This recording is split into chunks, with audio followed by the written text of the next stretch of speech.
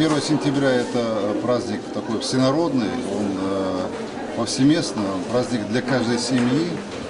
И школы сегодня республики не подготовлены, все повсеместно была подготовка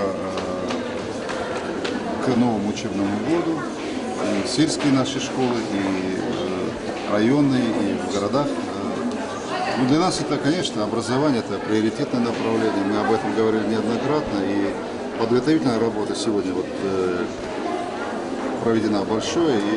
И я думаю, что эта работа, она очень важна. Я очень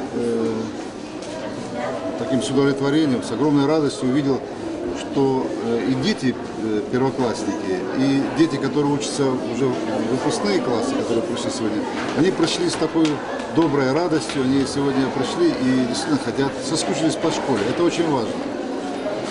Ну и более приятно было то, что родители, очень много родителей.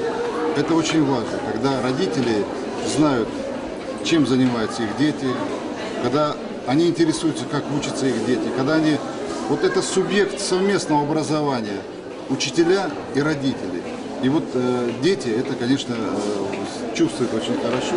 Очень приятно было видеть, очень красивые дети, очень радостные. И я думаю, что мы и впредь будем уделять внимание образованию, и это будет для нас и останется приоритетным направлением. Есть ли какой-то новый объект, который сдан в этом году? Сегодня какая школа открывает двери? Вот школа в Насырпорте, школа номер 10. И у нас запланировано в ближайшее время мы откроем школы в Акиюрте, Зязика в Юрте, и намечено строительство школ в Барсуках. И мы сегодня пришли вот к такому общему мнению, что здесь у нас оказалось, что 4 первых класса и начальную школу нужно достраивать. Здесь вот непосредственно в Магасе и дошкольное учреждение нужно достраивать. Поэтому мы будем здесь тоже достраивать. То есть и здесь тоже будет в Магасе школа и детский сад. И у нас также дошкольное учреждение намечено на 2006 год в бюджете.